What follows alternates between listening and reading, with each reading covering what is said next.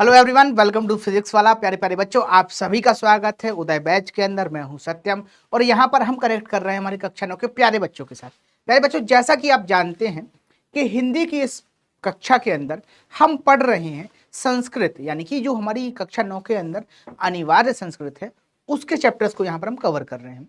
और इसी श्रृंखला में आज हम पढ़ने वाले हैं एक बहुत ही शानदार चैप्टर जिसका नाम है परमहंस रामकृष्ण। मूलतः यह जो चैप्टर है यह स्वामी रामकृष्ण परमहंस के जीवन के ऊपर से है। उसका संस्कृत अनुवाद जो है वो यहाँ पर हम पढ़ने वाले हैं, उनके जीवन की विशेषताओं को हम जानने वाले हैं।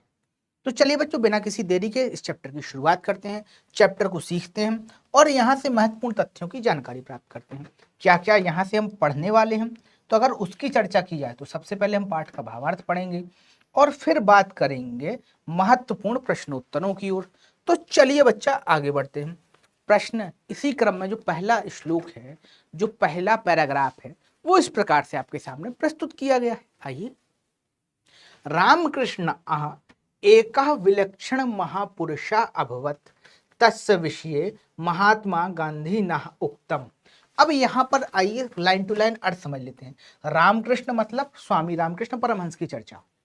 एकः मतलब एक, विलक्षण मतलब विशेष, अच्छे गुणों से युक्त, विशेष गुणों से युक्त, विशेष लक्षणों से युक्त ही विलक्षण कहलाता है। ठीक है। महापुरुषा मतलब एक महान पुरुष, एक महान आत्मा। अभ्यवत मतलब हुए, अभवत मतलब होता है होना। तस्य विषय मतलब, तस्य मतलब उनके विषय में। महात्मा गांधी ना मतलब महात्मा गांधी ने कहा था। उक्तम मतलब होता है कहना या कहा। ठीक है। परमहंसस्य रामकृष्णस्य जीवनचरितम धर्माचरणस्य प्रायोगिक विवरणम विद्यते। मतलब परमहंस रामकृष्ण जी का जो जीवन चरित्र है वो धर्म आचरण का प्रायोगिक विवरण है। मतलब धर्म आचरण को किस प्रकार से अपने जीवन में करना चाहिए, किस प्रकार से धर्म होता है, इसका साक्षात व्यवहारिक प्रमाण। देखो, फिजिक्स के अंदर, केमिस्ट्री के अंदर प्रैक्टिकल हुआ करते हैं। हम पढ़ लेते हैं कि फला फला चीज़ है प्रायोगिक रूप में, पर जब हम उसको करके देखते हैं तो वही प्रयोग कहलाता है। और धर्म का जो व्यवहारिक प्रयोग है वही प्रयोग रामकृष्ण परमहंस के जीवन में दिखाई देता है, या उनका जीवन जो है वो धर्म का प्रायोगिक व्यवहारिक चित्रण है। इस बात को महात्मा गांधी ने कहा था। चलिए बच्चों, आगे समझते हैं।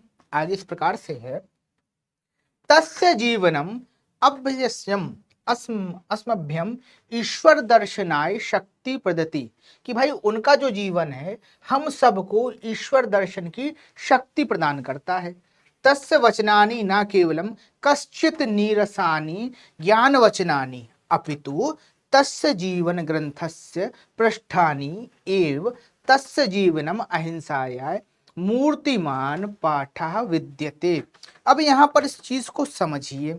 क्या समझना है कि भैया असमय भयम, कि हम सभी के लिए दर्शन, सॉरी यहां से शुरू करना था हमें।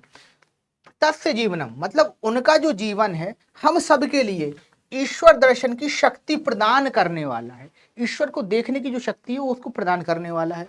तस्य वचनानि ना केवलम कश्चित नीरसानि, क्योंकि तस्य मतलब उनके या उनका। ठीक है। तो उनके जो वचन है, वचन मतलब होता है एक, वचनानि मतलब बातें। ठीक है। उनकी जो बातें हैं यानी उनके जो वचन है वो ना केवल किसी प्रकार का नीरस उपदेश है। नीरस मतलब होता है बिना रस वाला। ठीक है, रूखा सूखा। तो केवल वो ज्ञान की रूखी सूखी बातें नहीं है, बल्कि अपितु बल्कि तस्य उनका जीवन। ठीक है। जीवन ग्रंथस्य पृष्ठानि, कि उनके जीवन ग्रंथ के पन्ने। देखो यहां पर ना उपमा दी गई है, उनके जीवन को ग्रंथ बताया गया है और उस ग्रंथ के कुछ पन्ने भी कहे गए हैं। तस्य जीवनम अहिंसाया मूर्तिमान पाठ, उनका जीवन जो है वो अहिंसा का जीता जागता उदाहरण है, यानी कि जीता जाता पाठ है। ये बात जो है वो यहां पर कही गई है। चलिए बच्चों, आगे बढ़ते हैं। फिर देखिए क्या है। तो यहाँ बेटा एक चीज और समझ लो कि संदर्भ कैसे लिखोगे। तो यहाँ पर आप लिखोगे, क्योंकि यहाँ से दो तरीके के क्वेश्चन आते हैं। एक तो गद्यांश आता है जिसका अनुवाद हिंदी में करना होता है, दो प्रश्न आते हैं। तो गद्यांश का सबसे पहले लिखना है संदर्भ। संदर्भ में आप लिखेंगे कि प्रस्तुत गद्य जो है वो हमारी पाठ्य पुस्तक हिंदी के संस्कृत खंड से, संस्कृत खंड के परमहंस रामकृष्ण नामक अध्याय से लिया गया है। ठीक है। इस अध्याय में मूलतः रामकृष्ण के जीवन के विषय में बताया गया है। ठीक है, तो इस तरीके से आप संदर्भ भी लिख पाएंगे और उसका भाव भी बता पाएंगे। ठीक है, अर्थ तो आपको पता ही है, एक बार फिर से मैं पढ़े देता हूं, समझ लीजिए। रामकृष्ण एक अलौकिक महापुरुष थे। उनके बारे में महात्मा गांधी ने कहा था, रामकृष्ण परमहंस का जीवन चरित्र धर्म के आचरण का व्यवहारिक विवरण है। उनका जीवन हमें ईश्वर दर्शन की शक्ति प्रदान करता है। उनके वचन न केवल किसी के नीरस ज्ञान के वचन शब्द हैं, अपितु उनकी जीवन स्वरूप पुस्तक के पृष्ठ ही हैं। उनका जीवन अहिंसा का प्रत्यक्ष अध्याय था। ठीक है, तो ये बात जो है हम पहले भी समझ चुके हैं। चलिए आगे बढ़ते हैं, आगे की बात करते हैं। स्वामिनः रामकृष्णस्य जन्म बंगेषु हुगली प्रदेशस्य काम काम कामापुर स्थाने। अब देखो, अब इसको समझो कि भैया स्वामी रामकृष्ण परमहंस का जो जन्म हुआ था बंगेशु यानी कि बंगाल में, हुगली नामक जगह पर और कामापुर स्थान पर हुआ था। और कब हुआ था? 1836 में हुआ था। ठीक है, तो आज के करीबन करीब मतलब 250 साल पहले की बात हो रही है। ठीक है, देखो 2023 तो यही चल रहा है। ठीक है, 2000 से पहले जाओ तो 100 साल वो हो गए, और उससे पहले जाओ तो 1800 हो गया। ठीक है, मतलब करीब 200 साल के आसपास, सॉरी 250 नहीं 200 साल के आसपास। ठीक है, तो भाई वहां पर ये बताया गया। और कब हुआ था? 1836 में हुआ था। अववत मतलब हुआ। ठीक है, फिर तस्य पितरो मतलब, तस्य मतलब उनके, पितरो मतलब पिता, परम धार्मिको मतलब परम धार्मिक आस्ताम थे। ठीक है, परम धार्मिक व्यक्ति थे। बाल्यकाले बाल्यकाले देव रामकृष्ण अद्भुत चरित्रम आदर्शयत, कि भाई बाल्यकाल से ही रामकृष्ण परमहंस का अद्भुत चरित्र जो है वो दिखना प्रारंभ हो गया था, दिखाई देने लगा था। फिर क्या है? तदानीमेव ईश्वरे तस्य सहजा निष्ठा अजायत, कि भाई उनमें जो है ना शुरू से ही ईश्वर के प्रति सहज निष्ठा थी। कैसी निष्ठा थी? सहज निष्ठा थी। ईश्वरस्य आराधना अवसरे चा सहजे समाधो आतिष्ठत, कि जब भी भगवान की भक्ति होती थी वो स्वयं ही क्या कर लिया करते थे? समाधि की अवस्था को प्राप्त हो जाया करते थे, स्वयं ही उन्हें ऑटोमेटिक समाधि लग जाती थी। देखो बेटा, ये बात बड़ी बात है। देखो समाधि सबको सिद्ध नहीं होती, तो वहां पर एक बड़ी बात ये भी कही जा रही कि उन्हें स्वतः ही जैसी भक्ति शुरू हुई, जैसे भजन उनके कान में पड़े, उन्हें स्वतः समाधि लग जाया करती थी। चलिए चलिए ईश्वर की प्रार्थना के समय। अब देखिए आगे बढ़ते हैं, तो व्याख्या तुम समझ ही गए हैं। चलिए बच्चा आगे बढ़ते हैं और बात करते हैं आगे की, यानी कि तीसरे पैराग्राफ की, गद्यांश की। परम सिद्धोसा सिद्धीना प्रदर्शनम नोचितम अमन्यते, एकदा केनचित भक्तेन कस्याचित महिमा एव वर्णिता, असो महात्मा पादुकाभ्याम नदी तरती इति महतो विस्मया विषया। परमहंसा रामकृष्ण मंदम आहत्सतम अवदत् चा अस्या सिद्धे मूल पद पण द्वयमात्रम पदद्वयेन नौकाया सामान्यो जनः नदी तरति, अन्यया सिद्ध्या केवलं पदद्वयस्य लाभो भवति, किं प्रयोजनम् एतादृश्या सिद्धे प्रदर्शनेन। तो बेटा यहाँ पर ना पहले तो कठिन शब्दों का अर्थ समझ लो, फिर हम इसकी बात करेंगे कि यहाँ पर क्या बताया गया है। सिद्धिना मतलब होता है सिद्धियों का, नोचितम मतलब उचित नहीं है, अमन्यते मतलब मानते थे, पादुकाभ्याम मतलब होता है खड़ाऊ या चप्पल। ठीक है, पण द्वय मात्रम मतलब मात्र 2 पैसे, एतत् दृश्य मतलब ऐसा दिखाई दिया या ऐसी हुआ। ठीक है, अब इसको बात समझो। परम सिद्धो अपि सिद्धि नाम प्रदर्शनानोचितम, परम सिद्धो मतलब एक होता है सिद्ध जिसको सिद्धियां हैं, परम सिद्ध मतलब जिसका लेवल अप हो जाता है, जो कहते हैं ना लीजेंड लेवल पर सिद्धि हो जाना, तो वही है परम सिद्ध। सा सिद्धि ना प्रदर्शनाम नोचेताम अमन्यते, कि भाई उन्होंने, सा मतलब होता है वह या उन्होंने, सिद्धियों का जो प्रदर्शन है उसको अमान्य कर दिया था, मतलब वो उसको मानते नहीं थे कि सिद्धियों का प्रदर्शन किसी भी मनुष्य को करना चाहिए। ठीक है, उसे नोचित मतलब उचित नहीं मानते थे, अमान्यते मतलब मानना होता है। एकदा केनचित भक्तेन कश्चित महात्मा एव वर्णिता, कि एक बार एक भक्त के वर्णन से एक महात्मा के विषय में पता चलता है कि भाई वो जो महात्मा थे वो क्या किया करते थे कि खड़ाऊ पहनकर पानी पर इस पार से उस पार, उस पार से इस पार जाया करते थे।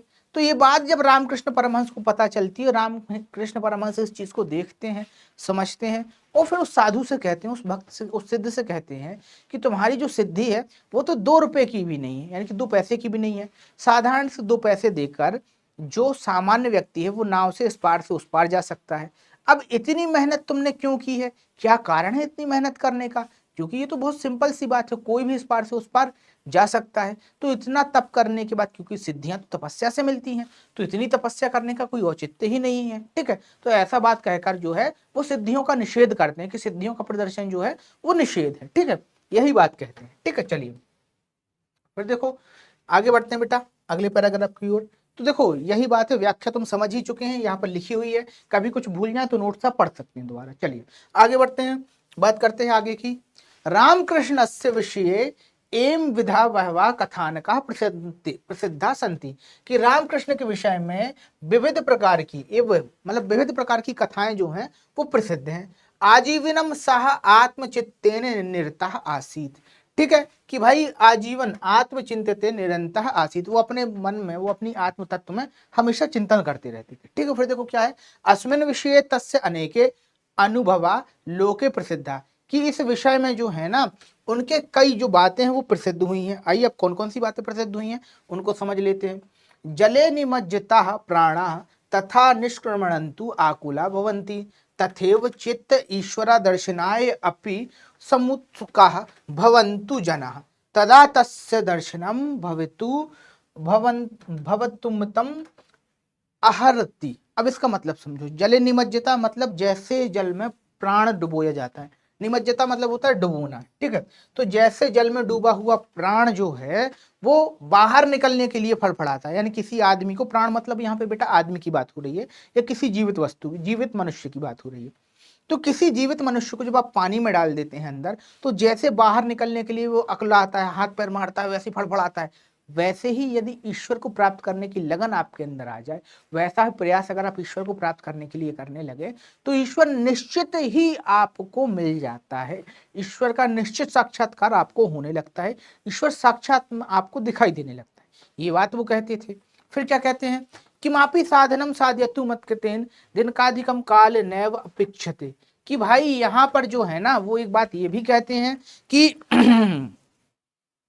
किसी साधना को पूरा करने के लिए मुझे 1 या 2-3 दिन से दिन का अधिक समय नहीं चाहिए। ये भी एक बात कहते हैं कि भाई लोगों को कोई भी, देखो एक बात है ना, रामकृष्ण परमहंस के विषय में कहा भी जाता है कि किसी कार्य को करने के लिए लोगों को बहुत ज्यादा समय लगता था। ठीक है, जब उनका जीवन चरित्र आप वहां पर पढ़ेंगे ना, तो वहां पर आप देख पाएंगे कि रामकृष्ण परमहंस ने हर प्रकार की साधना की थी और हर प्रकार की साधना को सिद्ध कर लिया था। ठीक है, तो इसी विषय में कहा जाता है कि उन्हें ज्यादा कोई भी साधना करने के लिए उन्हें 1 या 2 दिन ही चाहिए पड़ता था, उससे ज्यादा का समय उन्हें कभी लगता ही नहीं था। ठीक है, फिर देखो आगे क्या कहा जा रहा है। ठीक है, तो देखो आगे ये कहा जा रहा है, नाह वांछामि भौतिक सुख प्रदानाम विद्या अहम तु ताम विद्याम वांछितम यथा हृदय ज्ञानस्य उदयो भवन्तु। नाह वांछामि, ठीक है, नाहम, कि भाई नाहम वांछामि मतलब मैं नहीं चाहता, भौतिक सुख प्रदान विद्या, भौतिक मतलब होता है संसार। ठीक है, और संसार, सुख मतलब होता है सुख ऐश्वर्य वैभव, प्रदाना मतलब जो प्रदान करे, क्या प्रदान करे, तो मैं वह नहीं चाहता जो मुझे भौतिक सुख प्रदान करे, और विद्या मतलब मैं ऐसी विद्या नहीं चाहता जो संसार में मुझे भौतिक सुख प्रदान करे। फिर देखो आगे क्या कहते हैं, अहम तु ताम विद्याम, मैं ऐसी विद्या चाहता हूं जो वांछामि यथा हृदय ज्ञानस्य उदयो, कि भाई ऐसी विद्या मुझे कोई प्राप्त हो जाए जिसके माध्यम से मेरे हृदय में ज्ञान का उदय हो जाए। ठीक है, मेरा जो हृदय है उसके अंदर ज्ञान का उदय हो जाए। ठीक है, तो यही बात जो है वो रामकृष्ण परमहंस कह रहे हैं कि भाई संसार की ऐसी विद्या मुझे नहीं चाहिए जिससे मेरी दाल रोटी चले, मुझे ऐसी विद्या चाहिए जो मुझे ज्ञानी बनाए, जो मुझे ज्ञान के प्रकाश से आलोकित कर दे। ठीक है, तो इसी विषय में रामकृष्ण परमहंस ने कहा। चलिए बच्चा आगे बढ़ते हैं और बात करते हैं अगले जो आपका टॉपिक आएगा उसकी। तो देखिए अगले आगे क्या आने वाला है, अयम महापुरुषा स्वकीय योगाभ्यासे बलेनेव यथावान महान सज्जात सा ईदृश्य विवेकी शुद्ध चित्तस्य आसीत, यत तस्य कृते मानव कृता विभेदेन निर्मूलः अजायन्तः स्वकीयनेन आचरणेन एव तेन सर्व साधितम विश्वश्रुता स्वामी विवेकानंदः अस्य एव महाभागस्य शिष्यः आसीत्, तेन न केवलं भारतवर्षे अपितु पाश्चात्य देशे वपि व्यापकस्य मानव धर्मस्य डिंगमत घोषः कृतः तेन अनेनश्च शिष्य जनानां कल्याणार्थं सा स्थाने स्थाने रामकृष्ण सेवा मिशनं स्थापिता ईश्वरानुभवा दुखितानां जनानां सेवायां पुष्यते इति रामकृष्णस्य महान संदेशा। तो भैया आइए सबसे पहले पहले कठिन शब्दों को समझते हैं। एतवान मतलब इतना, विभेद मतलब विभेद करना, मानव कृत्वा मतलब मानव के द्वारा बनाए गए, ठीक है। निर्मूलः मतलब निरर्थक व्यर्थ या, ठीक है, जो फालतू चीजें होती है वो। फिर विश्व बंधुत्व, ठीक है, विश्व विश्रुतः मतलब संसार में प्रसिद्धि। फिर महाभागस्य मतलब महानुभाव के फिर देखो आगे क्या है, डिम्ब घोष मतलब उच्च स्वर से घोषणा करना, ढिंढोरा पीटना। सेवायाम मतलब सेवा से, पुष्पयति मतलब पुष्ट होना या पुष्ट होता है, ठीक है। अब इसकी व्याख्या क्या है तो भैया आओ समझ लेते हैं। संदर्भ तो वैसे ही लिखना है जैसे लिखा जाता है, ठीक है। अब इसकी व्याख्या क्या है ये समझ लो। यह महापुरुष अपने योगाभ्यास के बल से ही इतने महान हो गए थे। वे ऐसे विवेकशील और शुद्ध मन वाले व्यक्ति थे कि उनके लिए मानव के द्वारा बनाए गए भेदभाव निराधार हो गए थे। अपने आचरण से ही उन्होंने सब कुछ सिद्ध किया था। संसार में प्रसिद्ध स्वामी विवेकानंद इन्हीं महानुभाव के शिष्य थे। उन्होंने केवल भारतवर्ष में ही नहीं अपितु पश्चिमी देशों में भी व्यापक मानव धर्म का ढिंढोरा पीटा। उन्होंने और उनके दूसरे शिष्यों ने लोगों के कल्याण के लिए जगह जगह रामकृष्ण सेवा मिशन की स्थापना की या सेवाश्रम की स्थापना की, ठीक है। ईश्वर का अनुभव दुखी लोगों की सेवा से ही दृढ़ होता है, पुष्ट होता है, ठीक है। यही रामकृष्ण का महान संदेश था कि भाई उनका मानना था कि दीन दुखी गरीबों की सेवा करो, उसी से जो है ना कल्याण होगा, ठीक है। उसी से जो है ना वो तुम्हारा पाप वगैरह जो है वो सारी चीजें क्षय हो जाएंगी और ईश्वर की प्राप्ति तुम्हें वही होगी। ये बात जो है वो रामकृष्ण परमहंस ने कही थी। चलिए बच्चा बढ़ते हैं आगे और कुछ प्रश्नोत्तर हल कर लेते हैं, क्योंकि पाठ के अंदर प्रश्नोत्तर तो आने ही है, ठीक है। तो देखिए, रामकृष्ण से विषय महात्मा गांधी किम उक्तवा उक्तम, कि भाई रामकृष्ण के विषय में महात्मा गांधी ने क्या कहा था। तो भैया ये समझ लेते हैं क्या कहा था। रामकृष्ण विषय महात्मा गांधी ना उक्तम यत रामकृष्णस्य जीवन चरित धर्म आचरणस्य प्रायोगिक विवरण विद्यते, कि भैया रामकृष्ण परमहंस का जो जीवन था वो धर्म आचार का प्रायोगिक विवरण है। मतलब धर्म का निर्वहन कैसे करना चाहिए, कैसे किसी धर्म को जीना चाहिए, ये बात अगर आपको जानना है तो रामकृष्ण परमहंस के जीवन से आपको देखने को मिलेगा। चलिए फिर देखिए आगे क्या है। का महापुरुष विलक्षण अभवत, कि भाई कौन सा महापुरुष, ठीक है, वो विलक्षण था। तो भैया रामकृष्ण परमहंस जो थे वो विलक्षण महापुरुष थे, ठीक है। उत्तर भी इस प्रकार से, रामकृष्ण परमहंसा महापुरुष विलक्षण अभवत। स्वामी रामकृष्ण से जन्म कुत्र कदाच अभवत, तो भैया इनका जो जन्म हुआ था वो कहाँ हुआ था, ये बात है। तो भैया इनका जो जन्म होता है वो होता है बंगाल में। बंगाल में भी कहाँ, हुगली में, और हुगली के अंदर भी कहाँ होता है तो कामापुर नाम की एक जगह होती है, वहां इनका जन्म होता है। और इनका जन्म जो होता है वो होता है 1836 में, ठीक है। अब बेटा इनके जन्म के बारे में ये कहा जाता है, वैसे तो ये कहानी लंबी कहानी है, कितनी सच है कितनी झूठ है वो तो अलग बात है, लेकिन इनके जन्म के संदर्भ में ये कहा जाता है कि इनके माता पिता को बहुत लंबे समय से संतान नहीं हुई थी, ठीक है। तो इनके पिताजी जो थे वो अनन्य शिव भक्त थे, ठीक है। तो एक बार ये शिव भगवान से प्रार्थना करते हैं, भगवान इन्हें स्वप्न में दर्शन देते हैं कि तुम परेशान मत हो, मैं साक्षात तुम्हारे यहाँ आ रहा हूँ, ठीक है। तो ऐसा कुछ इनका वर्णन आता है, जो इनकी किताब वगैरह पब्लिश होती है वहां ऐसा पढ़ने को मिलता है, ठीक है। तो वहां से ना इनकी जो भक्ति होती है वो सफल होती है और रामकृष्ण का जो होता है वो जन्म होता है वहां पर, ठीक है। चलिए, तो ये कहानी थी, अब कितनी सच है कितनी झूठ है ये तो हम नहीं जानते, पर ऐसा कुछ हमने पढ़ा था। चलिए अब आगे बात करते हैं बेटा अगले प्रश्न की। तो देखिए इन तीनों का तो उत्तर हम जान ही चुके हैं। अब आगे बढ़ते हैं और बात करते हैं कुछ और प्रश्नों की। कुछ इस प्रकार के प्रश्न हैं। परमहंसस्य रामकृष्णस्य पितरो का प्रवृत्त्या आसीत, कि भैया परमहंस रामकृष्ण के जो पिता थे उनकी प्रवृत्ति कैसी थी। तो भैया उनकी जो प्रवृत्ति थी ना वो धार्मिक प्रवृत्ति थी। कैसी प्रवृत्ति थी, धार्मिक प्रवृत्ति थी। कहा भी जा रहा है परमहंसस्य रामकृष्णस्य पितरो परम धार्मिकौन प्रवृत्त्या आसीत, उनकी जो प्रवृत्ति थी उनकी जो स्वभाव था वो परम धार्मिक था, ठीक है। फिर देखो क्या कहा जा रहा है, रामकृष्णस्य जीवनम अभ्यस्तम किम संदेशनम ददाति, कि भाई रामकृष्ण परमहंस का जो जीवन था वो क्या संदेश दे रहा था। तो भैया यहाँ पर ये कहा जा रहा है श्री कृष्णस्य जीवनम अस्मभ्यम, हम सभी के लिए यह संदेश देता है कि ईश्वर का अनुभव जो है वो दुखिताना जनाय सेव्यत, कि भाई दुखी लोगों की जो सेवा है उनके अंदर ईश्वर का वास है। ईश्वर का यदि अनुभव करना है तो किसी दुखी की सेवा करो, ठीक है। फिर क्या है, कदा ईश्वर से दर्शनम भवतु अहर्ति, कि भाई किस तरीके से ईश्वर का दर्शन हो सकता है। तो वही बात है, जले निमज्जा प्राणा यथा निष्क्रमणन्तु अकुला भवन्ति तथैव चेतुम ईश्वर दर्शनाय अपि सुसुप्ता सा भवन्तु जना तदा तस्य दर्शनम अभिहितुम अहर्ति पुष्यति, कि भाई जिस तरीके से पानी में डूबा हुआ व्यक्ति पानी से निकलने के लिए फड़फड़ाता है, उसी तरीके से जिस दिन ईश्वर को मिलने की आप में ऐसी प्रेरणा आ जाएगी, ईश्वर आपको स्वतः प्राप्त हो जाएगा, ठीक है बच्चा। तो ये बात जो यहाँ पर कही गई थी। फिर देखो आगे क्या कहा जाता है, रामकृष्ण केन प्रकारेण महान से जीता, कि भाई रामकृष्ण किस कारण और किस प्रकार महान हो गए थे। तो भैया रामकृष्ण परमहंस को हो गई थी योग की सिद्धि, और कहा भी जाता है रामकृष्ण योगाभ्यासे बलेन महान सज्जात, कि भाई उन्होंने महान योग की सिद्धि को प्राप्त किया था और योग बल के कारण वो महान हो गए थे, ठीक है बच्चा। तो चलिए आगे बढ़ते हैं। इस तरीके से हमने यहाँ समझा और कुछ क्वेश्चन और हैं जो इस तरीके से हम आगे समझेंगे। स्वामी विवेकानंद से गुरु कहा आसीत, भैया स्वामी विवेकानंद के गुरु जी कौन थे। तो वो थे स्वामी विवेकानंद से गुरु रामकृष्ण आसीत, रामकृष्ण परमहंस आसीत।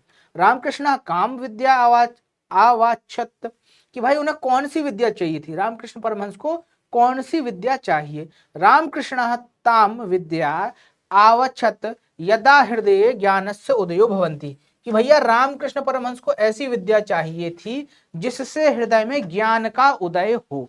फिर दूसरी बात क्या है, रामकृष्णस्य किमापि साधनम साधयितुम क्रियते काल अपेक्षते, कि भाई वो किस प्रकार की साधना चाह रहे थे, ठीक है, और किस तरीके से करना चाह रहे थे। तो देखो इसका उत्तर क्या है, रामकृष्णाय किमापि साधनम साधयितुम दिनत्रयाधिकम काल नैव अपेक्षते, किसी भी प्रकार की साधना जो है ना वो 3 दिन में मुश्किल से मुश्किल वो पूर्ण कर लिया करते थे, ठीक है बच्चा। चलिए आगे बढ़ते हैं।